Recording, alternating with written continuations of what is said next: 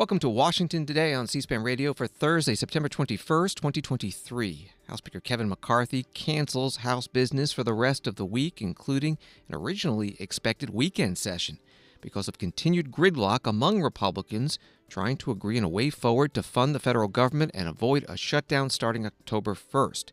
Today, the House defeated an attempt to bring up for debate a full fiscal year defense spending bill, an indication that a proposed short-term government funding bill would also not have enough votes to pass. Coming up, we'll hear from the Speaker and talk about the state of affairs with Stef Kight, Axios Politics Reporter. Ukraine's President Volodymyr Zelensky comes to Washington, D.C., meeting with House leadership and senators, and then going to the White House to speak to President Biden. President Biden has requested $24 billion in new military and humanitarian aid for Ukraine for its ongoing war with Russia. The Senate Majority Leader Chuck Schumer and the White House want that to be part of the stopgap federal government funding bill. House Speaker Kevin McCarthy has been saying it should be voted on separately. And the White House National Security Advisor Jake Sullivan is asked about the accusation from Canada that India was behind the assassination of a Canadian citizen who was a leader of the Sikh community. This reporting from thehill.com. House Republican leadership told members they can leave Washington on Thursday after the conference failed to make any progress on funding the government ahead of the September 30th shutdown deadline. But they advised lawmakers to be on call and ready to return to Washington if needed. House GOP leadership had informed members that votes were expected on Friday into Saturday as discussions over government funding continued. But those plans were scrapped by Thursday afternoon after the House GOP conference faced a number of setbacks in its efforts to avert a government shutdown. The announcement from GOP leadership came shortly after a coalition of conservatives tanked a procedural vote to consider a Pentagon funding bill, marking an embarrassing loss for Speaker Kevin McCarthy as he looks to unite his conference around the appropriations process. It also came as enough conservative opposition emerged to block a revamped proposal for a short-term stopgap funding measure that leadership unveiled Wednesday night. That was from thehill.com. The vote on the rule to the defense spending bill failed 212 to 216. 5 Republicans voted no.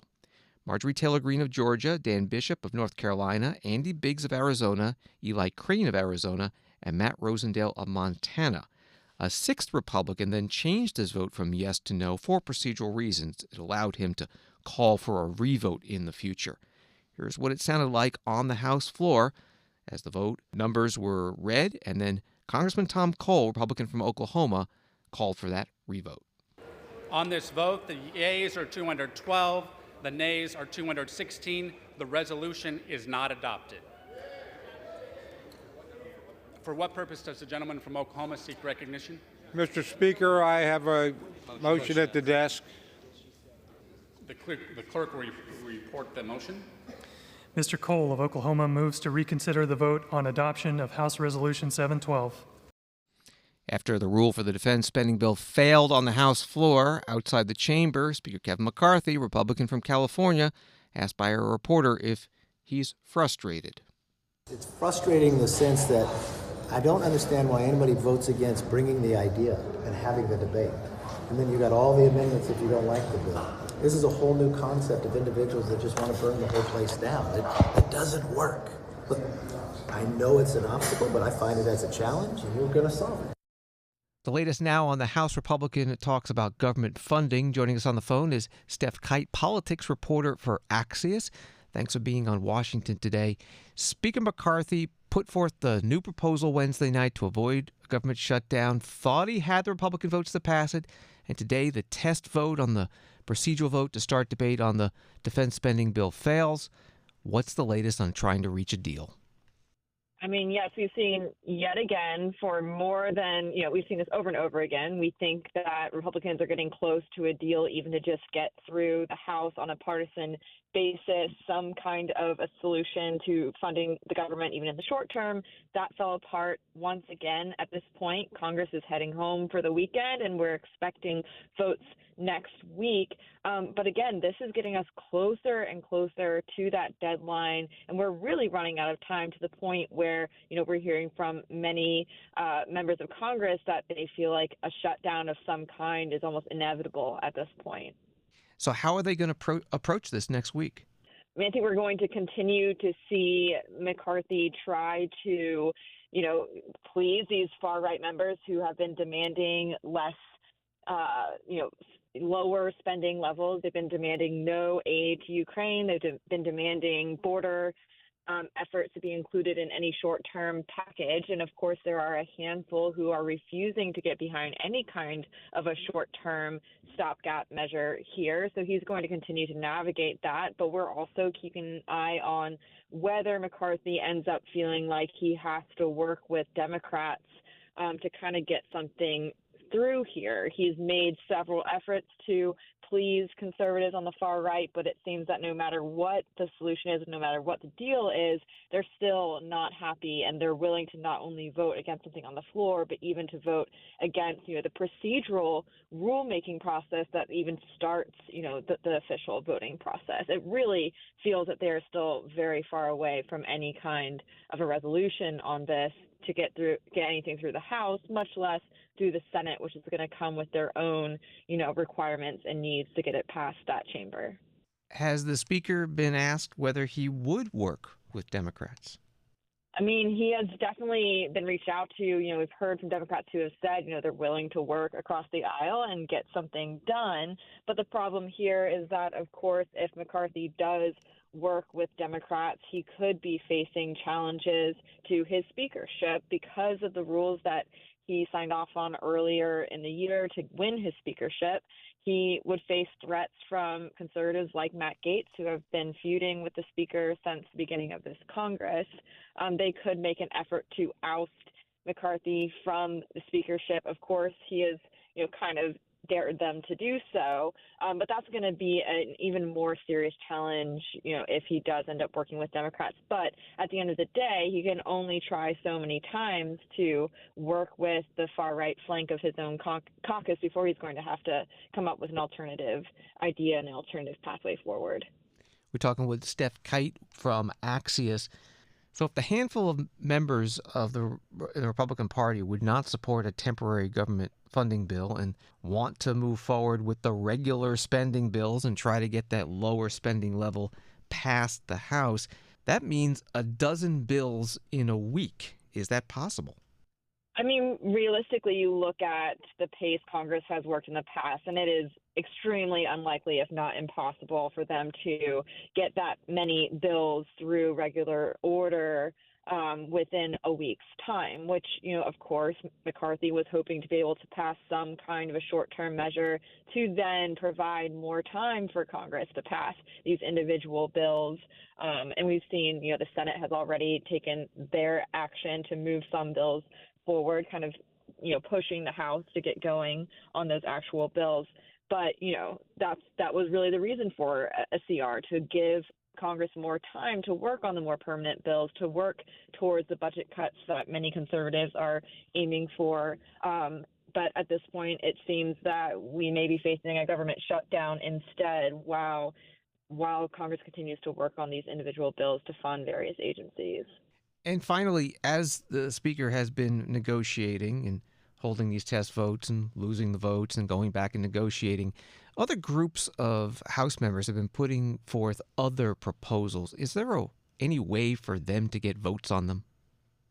It's unlikely that McCarthy will put anything up for a vote that doesn't, have that firm majority of votes to pass. And that's why we've seen, we've not even seen bills move past, the initial procedural vote process to an actual vote on those bills. I'm sure that we will see several groups trying to push, their solutions to the problem. But the reality is, when the House is divided as narrowly as it is, it's just going to be difficult to get that majority vote that you need. Of course, Republicans can only afford to lose a handful of members on any vote. And we're seeing that, it gives certain groups way more power in these situations. So it's hard to see any outside, agreement really moving anywhere because of that. Stef Kight is politics reporter for Axios. You can find her work at Axios.com and on X, formerly Twitter, at Stef W. Kight. Thank you so much. Thanks for having me. And some of those other proposals that have been put forward include a problem solvers caucus agreement released late Wednesday night that would extend government funding at current levels through January 11th, 2024. That would give Congress more than 3 extra months to agree on the regular appropriations bills. A group of more than 140 House Democrats are asking to advance a clean government funding bill to fund non-defense government programs at the levels agreed to in the debt ceiling package earlier this year. And this from Eric Wasson of Bloomberg News. He says that Congressman Mike Lawler, Republican from New York, says that he will sign a discharge petition to force a vote on a stopgap government funding bill if a CR, continuing resolution, is not brought up next week. One of the Republicans who voted no on today's starting work on the defense spending bill, Matt Rosendale of Montana, told C-SPAN this morning why he is still a no on the latest stopgap government funding bill offered by Speaker Kevin McCarthy. Sir, let's begin with this latest offering from Speaker Kevin McCarthy. Behind closed doors, he told you and your colleagues yesterday that a continuing resolution, stopgap bill to keep the government funding, that he would put on the floor would include more cuts and border security provisions. Here's from Axios. Sets current government funding level at $1.47 trillion, attaches Republicans' border security legislation, sets full-year spending levels at $1.526 trillion, and would create a commission to address the U.S. debt, national debt. Would you vote for this, sir? No, I won't be voting for that, Greta. This is nothing more than different wrapping paper on the same crap sandwich, to be perfectly honest with you. There's no one in that room that believes that that would come back from the Senate with those same terms and conditions. They're not going to pass it. I continue to ask everyone, please, let us focus our energy and our efforts on passing the 12 appropriation bills. And now I'm starting to hear that they're going to bring the Department of Defense appropriation bill back up today. And the reason is, it's one of the only bills that's actually plussing up. It's adding additional spending instead of trying to reduce spending. And if they're able to pass that, basically they hand the Senate yet another vehicle that they can use to craft what they call a mini bus and put a bunch of additional spending onto it, and then they send it back to the House of Representatives and dare anyone to vote against it because it's supporting our military. This is nothing more than politics as usual, and I won't be supporting it. The people of Montana did not send me up here to support it, Greta. I'll tell you, let's just put it in simple terms. We're going to collect about $5 trillion worth of revenue, the federal government will. They're proposing right now very nearly $7 trillion in spending. That's a $2 trillion a year void. Does not include, okay, out of that $5 trillion, the first thing that comes off the top of it, off of the revenue, is very nearly $1 trillion that it's going to take to service the debt on the $33 trillion that the United States government owes right now. The national debt, $33 trillion. So all of a sudden, we're really facing very close to a $3 trillion a year deficit. Project that out. We're not talking about 20 or 30 years, 5 years. And we will be facing a $50 trillion national debt, which will consume about 50% of all the revenue that we collect in any given year. We cannot sustain that. The American public cannot sustain that. It will cause a serious collapse of our economy. And I am willing to tell everyone the truth right now, and I am willing to take the votes right now to start turning that back, or else it's going to be a major, major problem. Congressman, you don't have enough time.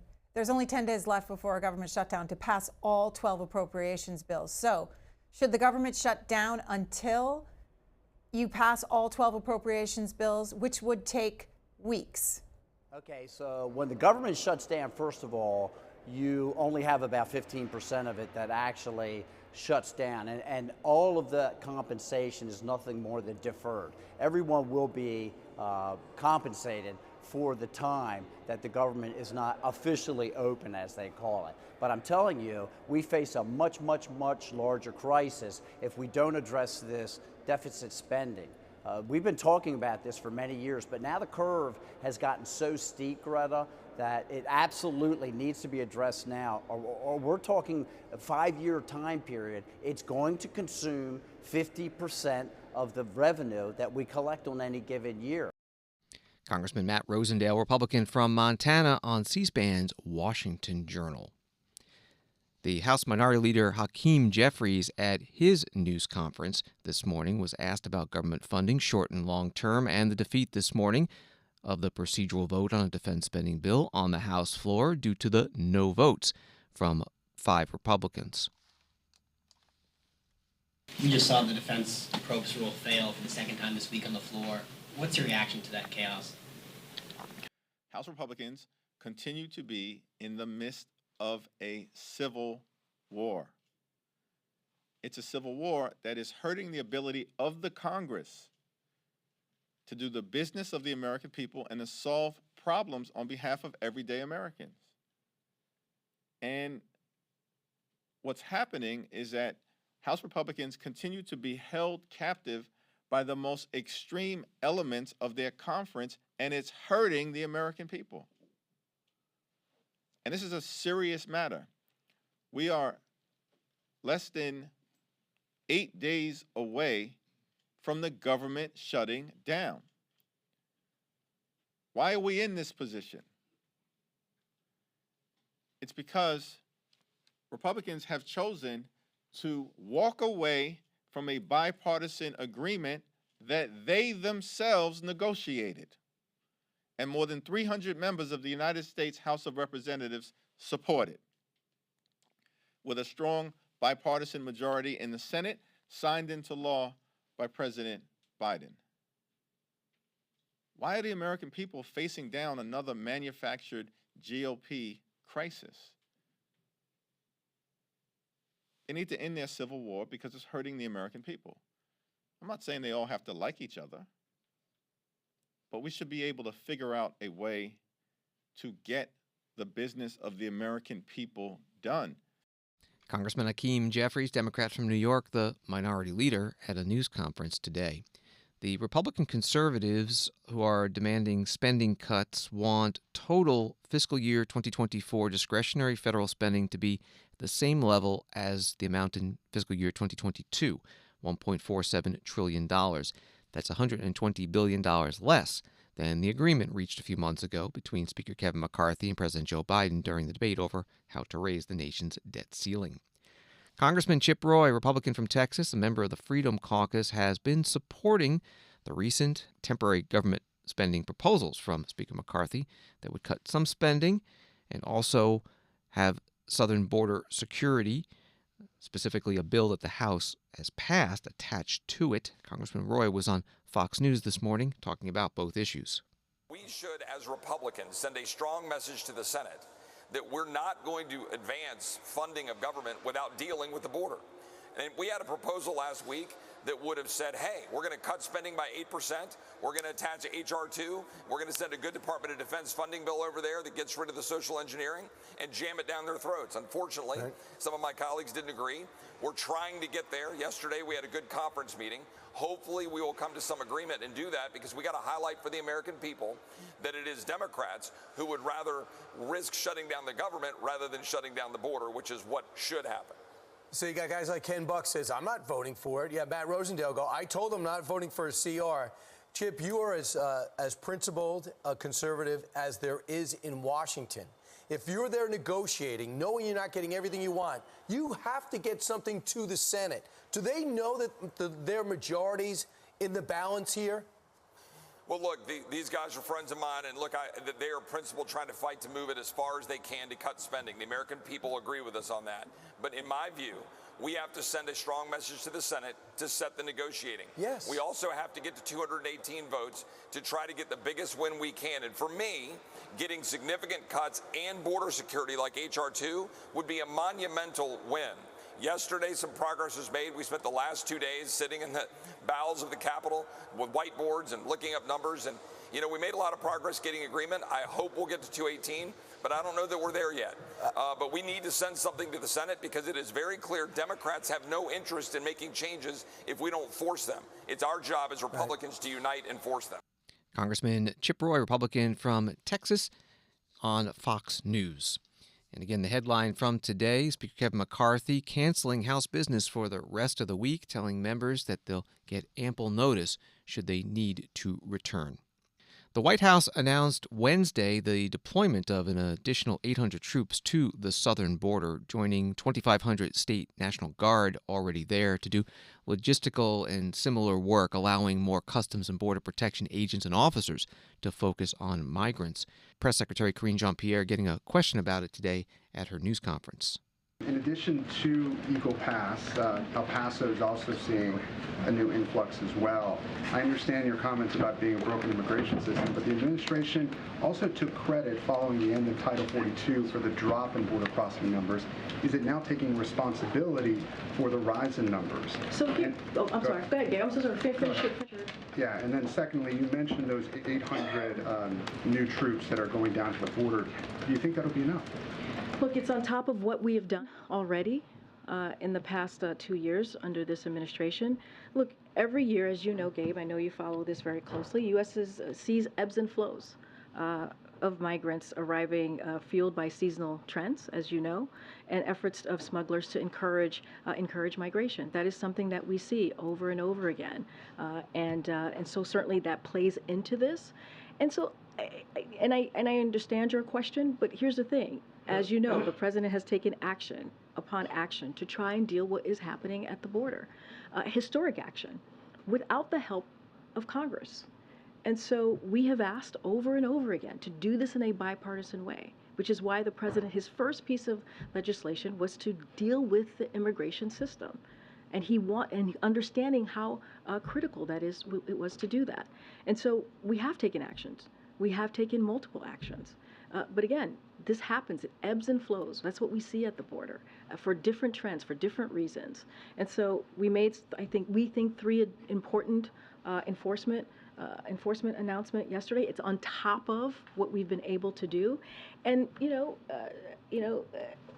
and then you see it for yourself what Congress has tried to do. Put forth a piece of legislation, a CR, a resolution, that does the opposite of what we're trying to do. When we're trying to fight fentanyl, right? When we're trying to deal with smugglers, when we're trying to put more legal enforcement at the border, they're trying to reverse that. And so that is the reality that we're dealing with. And so the president's going to continue to be committed, make sure we do this in a humane way, make sure that we do this in a safe and orderly fashion. And that's the commitment that the president has to the American people. The White House Press Secretary Karine Jean-Pierre at her news conference today at the White House. The mayor of Eagle Pass, Texas, signed an emergency declaration after the city on the U.S.-Mexico border of about 30,000 people saw more than 4,000 migrants crossing from Texas this past couple of days. Wall Street today, the Dow down 370, NASDAQ down 245, S&P down 72. Washington today continues in a moment. When citizens are truly informed, our republic thrives. Get informed straight from the source on C-SPAN. Unfiltered, unbiased, word for word. From the nation's capital to wherever you are. Because the opinion that matters the most is your own.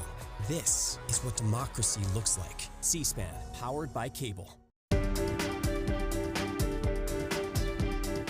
Welcome back to Washington Today, available as a podcast wherever you find your podcasts and on the C-SPAN Now mobile app. A few more headlines. Rupert Murdoch stepping down as chair of News Corporation and Fox Corporation, the companies he has led for 50 years. He'll become chair emeritus of both, and his son will be taking over.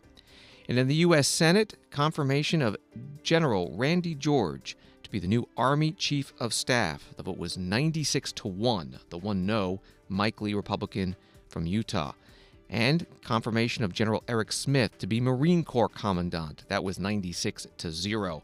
This follows last night's vote to confirm General Charles C.Q. Brown as the next chair of the Joint Chiefs of Staff. 83-11 was that vote.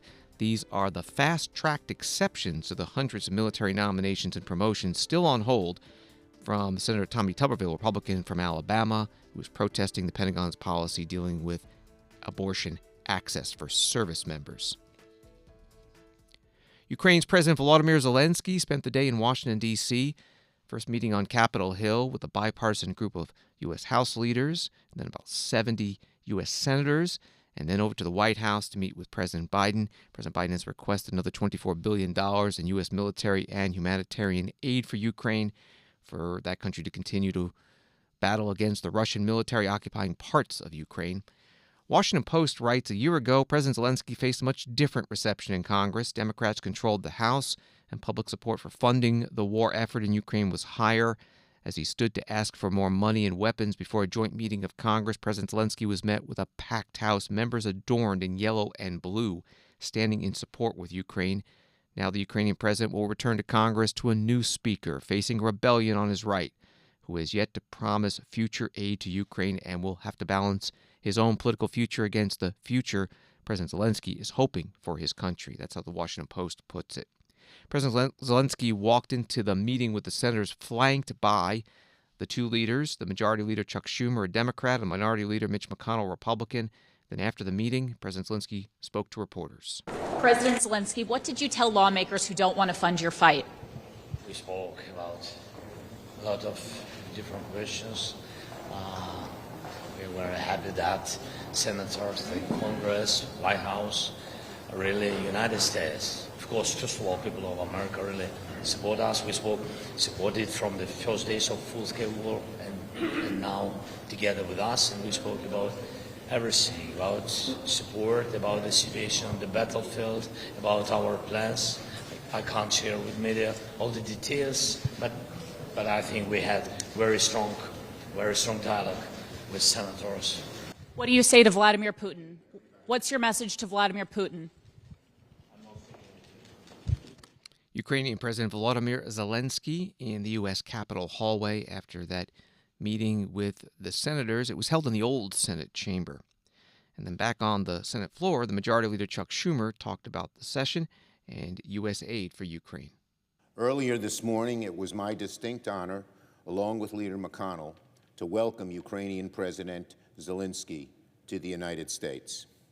It's always a privilege to welcome a foreign head of state to the Capitol, but rarely in history have we heard directly from a leader who is fighting for his country's survival and fighting to preserve the idea of democracy. I told the members that right now this courageous man is at the fulcrum of democracy and freedom. And my message to President Zelensky and to my colleagues was simple. America must always stand with our friends around the world, and that includes the people of Ukraine. President Zelensky could not have arrived at a more crucial moment for his country and for Congress. Right now, Ukraine is engaged in a major counteroffensive against Putin's forces to reclaim their own territory and turn the tide of their bloody and brutal conflict. But it is also a moment for Congress, too. It's very clear that if we were to have a government shutdown or pass a CR without Ukrainian aid, the damage that would occur on Ukraine's campaign would be devastating. In fact, to quote President Zelensky in the room, and this is a quote, he said, "If we don't get the aid, we will lose the war." That's a quote from President Volodymyr Zelensky. That's how stark the issue is. Senate Majority Leader Chuck Schumer, Democrat from New York, on the Senate floor.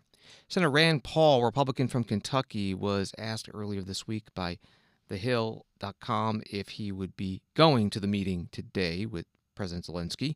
And he replied, "Is that a welfare hearing? What is it for? I don't think we should be sending any more money. I'm just not for sending them any more money." In a Fox News interview this morning, Senator Paul spoke about his warning that he'll block any temporary U.S. government funding bill if it includes aid to Ukraine. I put them on notice that they shouldn't shut the government down by demanding money to another government. We should be talking about funding our government. I'm more than willing to sign on to short-term spending of the government to keep it from closing down. So because the appropriations process is so broken that it never gets done, we're coming up on September 30th, and they haven't completed one bill. The House has completed one. We haven't completed any yet because it's taking so long to do this. There's going to have to be an extension so the government doesn't shut down. down. So if somebody comes to me and says, will you keep it open for a week or for a month? I will, but not if they make me swallow Ukraine aid. See, that's what they're going to do. They're going to try to tie Ukraine aid to keeping the government open, and then they're going to say, oh, no, it's your fault. Well, no, I'm pointing the finger first. It's their fault if they want to keep the government open by keeping another government open. So our primary responsibility is to our government, not the Ukrainian government. I got to get to COVID, but real quick on this, Senator, what is your answer to those people like a Lindsey Graham who says if we stop helping to fund Ukraine in the middle of this, Russia wins, and then it goes and he moves on to Poland, elsewhere, to continue this reunification of the Soviet Union? I would say there's a great incentive for Europe to help Ukraine. Ukraine is right on the edge of Europe. Europe needs to do more, frankly. So we've been outspending them 2 to 3 to 1. There's no reason why we can't cooperate and help in that way. But the thing is Europe has more responsibility here, and Europe needs to step up. Frankly, we pay for everything for the Europeans. We pay for NATO. We pay for everything. It's time the Europeans step up and pay for themselves. Very good point, Senator. Senator Rand Paul, Republican from Kentucky, on Fox News. President Volodymyr Zelensky met with a smaller group of U.S. House members, Republicans and Democrats in leadership positions, and the top members of the foreign policy committees. After, outside the room, Congressman Michael McCaul, Republican from Texas, Foreign Affairs Committee Chair, answered questions about how things went. Did he say anything about the aid package, the $24 billion aid package, and what it would mean for Ukraine? Of course. I mean, they need it, and they're going to get it. I said, the majority support this.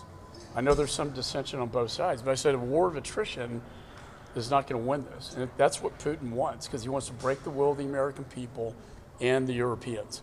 We can't afford a war of attrition. We need a plan for victory, and we need to do it soon. Will you insist on putting the aid in the CR? Will you insist on getting that aid into the CR? We will get it done, and there are a lot of political machinations right now, but I assure you we're going to get it passed, because this cause, when I was in Poland seeing the refugees coming out, they said this is like 1939, Hitler invading Poland. This man has moral courage and moral clarity, and the will of the Ukrainian people is far stronger than the will of the Russians. Chairman McCall, can I ask, Leader Jeffries walked through here with President Zelensky. Speaker McCarthy did not. There's no photos today of the speaker meeting with President Zelensky. Oh, there were. I'm sorry, in front of the press and walking in with him. Right. Well, there were pictures. Is that disappointing, though, that the speaker isn't coming through here? No, the speaker, like me, has shown strong support, but we're frustrated with the administration's slowness in the weapons. And the speaker and I agreed with Zelensky, who he has to be nice because we're giving him things, but we said, what do you need?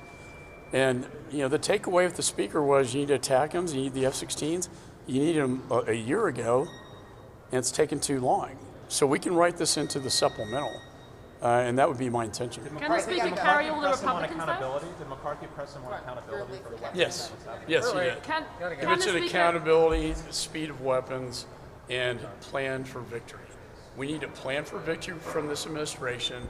We need accountability, and we need the weapons in yesterday. Can the speaker carry all the Republicans, though? Can he get them all on side? Yes. He can? All of them?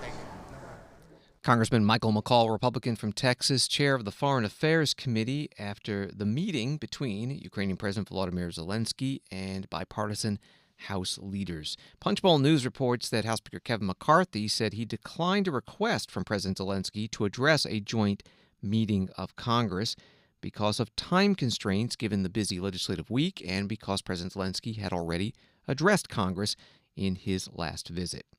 President Zelensky next traveled to the White House to meet with President Biden in the Oval Office. President Biden announcing another $325 million military aid package for Ukraine. Mr. President, it's an honor to welcome you back to the White House and the Oval Office. And earlier this week at the UN General Assembly, I made it clear that no nation can be truly secure in the world if, in fact, we don't stand up and defend the freedom of Ukraine from the face of this Russian brutality and aggression. That's why we brought together a coalition of more than 50 countries, to help Ukraine defend itself, and it's critical. And that's why, together with our partners in Ukraine, we have provided humanitarian aid as well as tens of millions of people with food, clean water, and so much more. And that's why we've begun the process of formalizing our long-term commitment to Ukraine's security alongside the G7 and with other partners. And that's why we supported just and lasting peace, one that respects Ukrainian sovereignty and its territorial integrity. Mr. President, the brave people of Ukraine, and that's not hyperbole, the people of Ukraine have shown enormous bravery, have inspired the world, literally inspired the world with their determination to defend these principles. And together with our partners and allies, the American people are determined to see to it that we do all we can to ensure the world stands with you, and that is our overwhelming objective right now. So welcome. We have much to talk about. Thanks so much, Mr. President. So warm and strong words to all the Ukrainians from you. Thank you, appreciate. I'm glad to meet you. It's already the short time this year. Thank you for the invitation. Our regular dialogue is proof that our countries are really, truly allies and strategic friends, and we greatly appreciate the vital assistance provided by the United States to Ukraine to combat Russian terror, really terror. Today I'm in Washington to strengthen our coalition to defend Ukrainian children, our families, our homes, freedom and democracy in the world. And I started my day in the U.S. Congress to thank its members and to people of America for all the big, huge support. I felt trust between us, and it allowed us to have a frank and constructive dialogue, Mr. President, and this trust and support I felt from both chambers and both parties. I'm grateful for this. Then with the First Lady, I honored innocent victims of September 11 Memorial in Pentagon, all those who died on American Airlines Flight 77. It's very important to all in the world to remember the victims of terror and value everyone who fights with it. And now I look forward, Mr. President, to our discussion for the benefit of our nations and the world. When it comes to weapons, we will discuss everything with a special emphasis on air defense. And just to say that, especially this day, 1 year ago, we made big exchange of prisoners, war prisoners, and journalists. And this day we've got defenders of Azovstal and also citizens of the United States. And I'm happy that we did it. Alexander Druke and Andrew Tai-Hoon, both from Alabama. Thank you, Mr. President. Thank you.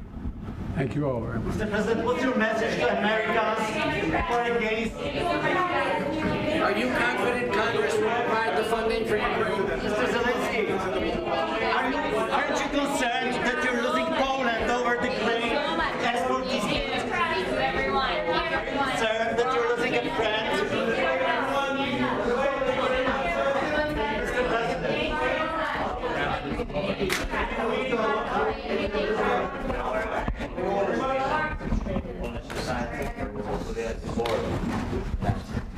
Aren't you concerned that you're losing Poland as a friend? Thank you. Thank you, everyone. Thank you. In the White House Oval Office, President Zelensky of Ukraine and President Joe Biden. As President Zelensky mentioned, he also visited the Pentagon today, where he did meet with Secretary of Defense Lloyd Austin and the outgoing chair of the Joint Chiefs of Staff, General Mark Milley, and he and First Lady Olena Zelenska laid a wreath at the 9/11 Pentagon Memorial.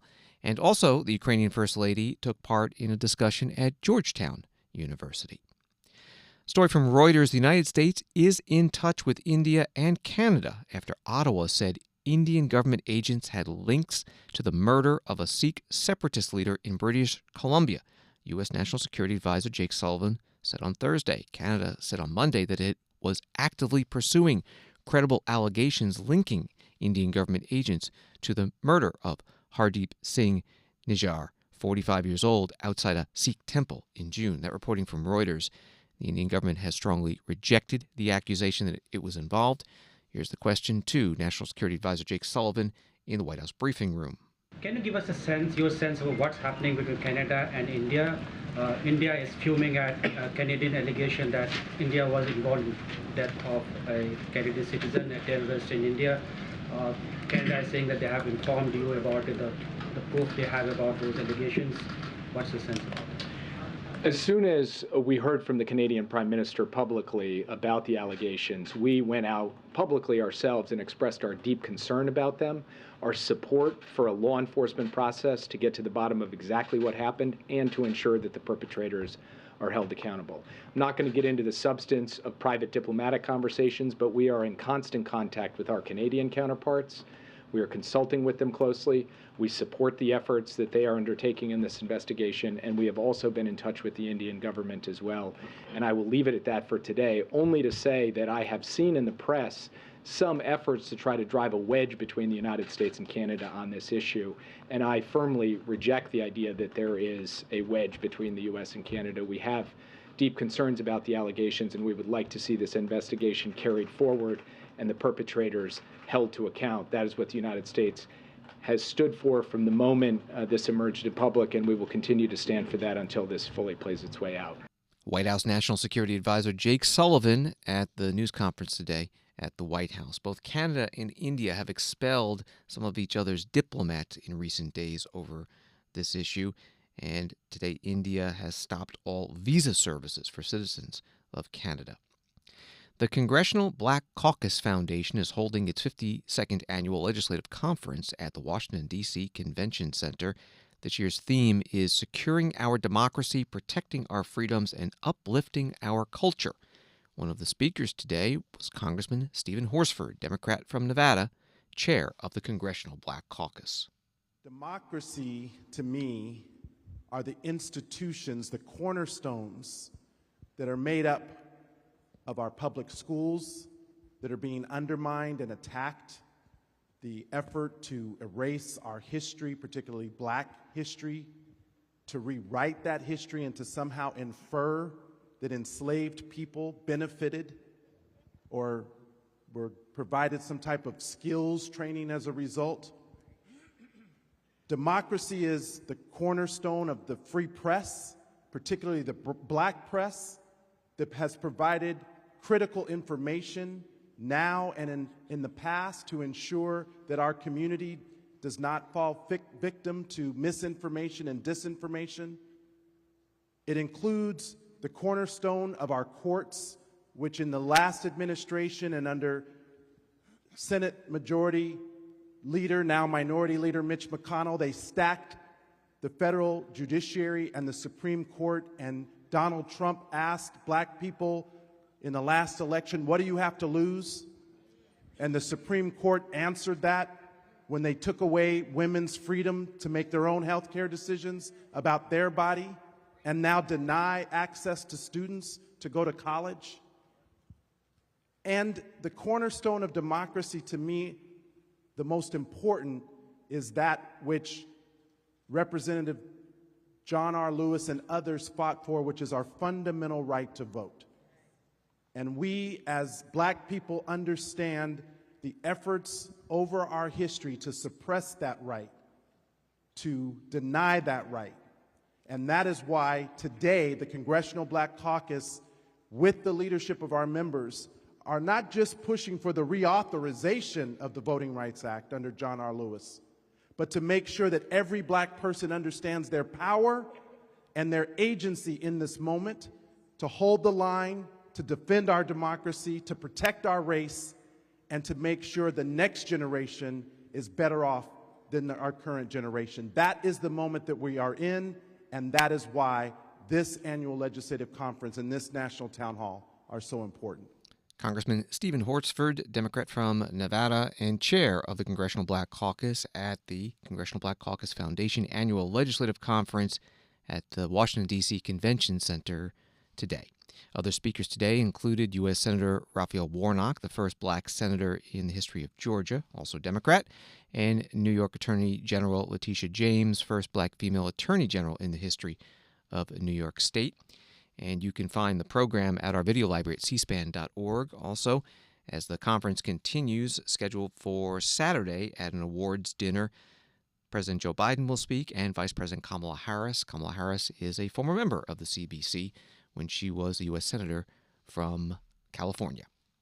Thanks for listening to Washington Today. Sign up for C-SPAN's free evening newsletter, word for word, to get the stories making headlines in Washington emailed to you every day. Subscribe at cspan.org/connect. Again, it is free. Have a good night.